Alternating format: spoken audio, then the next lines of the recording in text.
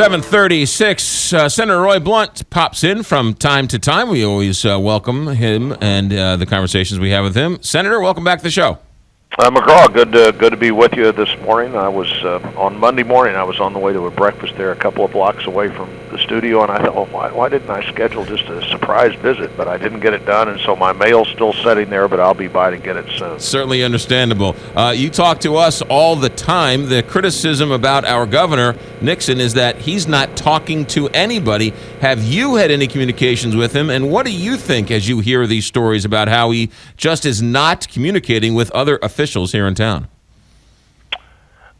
Well, I don't have a lot of communication with the governor. I was in a couple of meetings with him early in August or so, and haven't heard much from him since. But he has a lot to do, and a lot of these problems are not federal problems. I think both Senator McCaskill and I and our congressional delegation have been engaged trying to seek solutions. But at the end of the day, we have to understand that most of the solutions here have to come from state officials and local officials who have to make things happen. And my goal here is to be helpful rather than to evaluate how they're doing. Try to figure out what I can do to help make their job more possible. Let's talk about some of those federal issues. One, we're about to run out of money. Any information on whether this extended budget talks or anything you can tell us about that? It looks like to me that it's working. We're working through that process to where once again we're going to have an imperfect process that produces a result that could have been a whole lot better.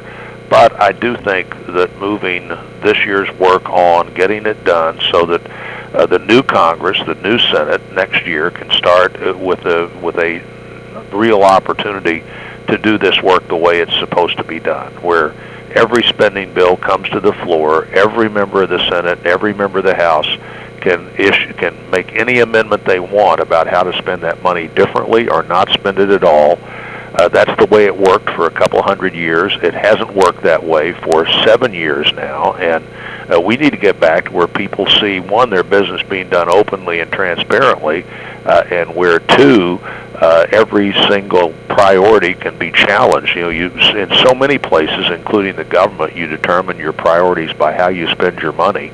And when that's done in the way we're doing it this year, people don't know, members of House and Senate, in most cases, really don't know. They don't have a chance to challenge that. And when you don't challenge what you do, when you don't defend what you're for, before you know it, you've really sort of forgotten why you're for or what you're for. So I'm hopeful that getting most of this work done this year, even though it looks like Homeland Security will be extended for a brief period of time so that the president's actions on immigration can be discussed further, but the vast majority of the government funded through September 30th, which hopefully means that by next September 30th, we're actually really ready to start spending money on October 1 like we should be after a big, full, and public debate. Let's talk about this amnesty that President Obama was criticized so much for. Everybody says the system's broken. Everybody says we need change. Businesses are begging for it. Chambers of commerce are upset. Big business, small businesses. Everybody says it's broken. Why can't Washington come together and get some type of bill that everybody can agree on? Well, I continue to think, as I've said repeatedly for a long time now on your program, as we've discussed about this, there are really three separate issues here. One is how do you secure the border. Two is what are the legitimate workforce needs of the country that need to be met with people who come in temporarily or in some other way. But that's the big question, is what are the legitimate workforce needs of the question on number two. And number three is what do you do with people who came or stayed illegally. I think none of those are best handled in a comprehensive bill, and the last two are pretty easy for the American people to deal with if they really believe that the first thing is under control. So the House passed a bill on border security. A lot of discussion about, the Senate passed a bipartisan bill and it went over to the House and the House didn't deal with it. Well, the House passed a bipartisan bill also. It came over to the Senate. It dealt with border security first, and I believe the president is likely to wind up with a border security first bill on his desk early next year. And I think, McGraw, if we move forward on getting the bigger problem under control, people are going to be very reasonable about the other things that follow on once the problem, whether it's the border is the workplace where people have to have the right kind of credentials to work in the country, or the actual border itself. Particularly at the workplace, most people don't come here for a bad purpose. They come here to try to do something better for their family, but at the end of the day, they're not here legally. They're competing unfairly against American workers, and frankly unfairly against where they would be if they were here illegally. Let me say something else on that topic. Sure. About the president's executive order.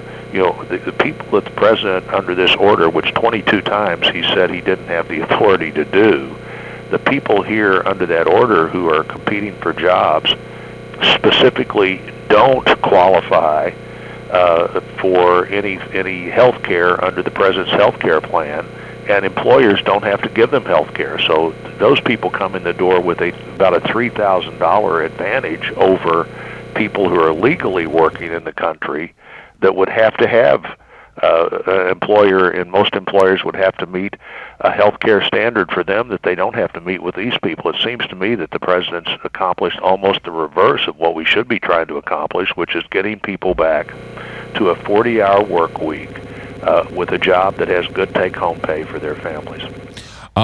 Senator, are you doing anything special for the holidays?